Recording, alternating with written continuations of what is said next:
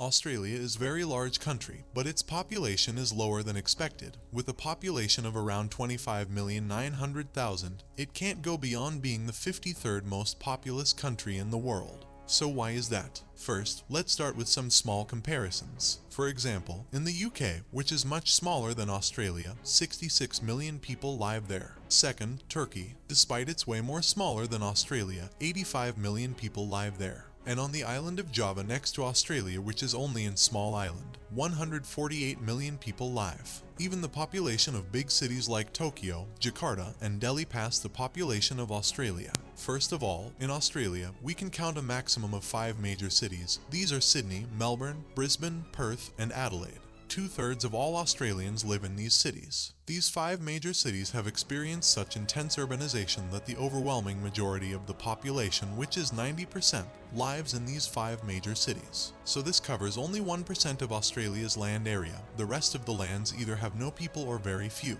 This situation looks very strange when looking at Australia as a whole.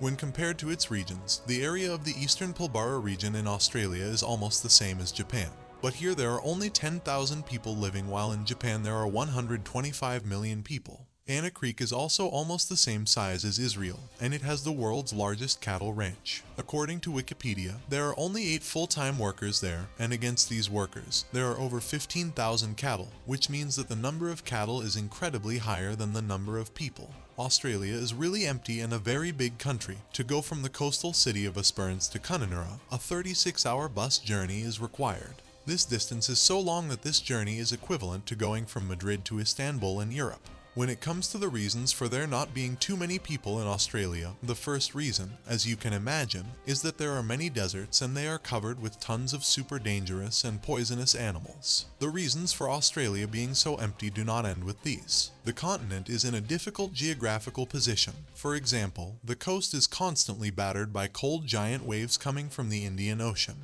At the same time, the rain clouds coming from the Pacific Ocean and meeting on the east coast make the situation even worse by not producing enough heat. However, in the central desert regions, the air is very hot and there is no proper rain.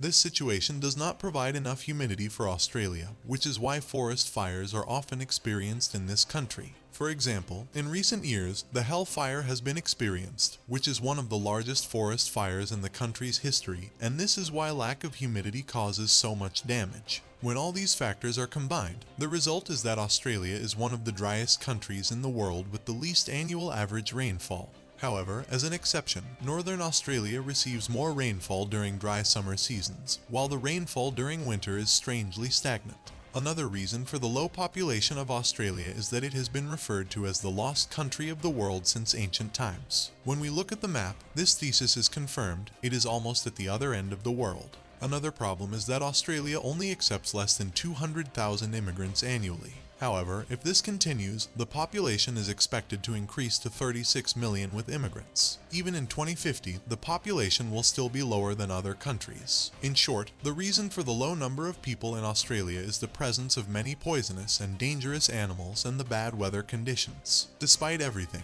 there are more than 100,000 sheep in the country, making Australia one of the largest sheep meat and wool exporting countries.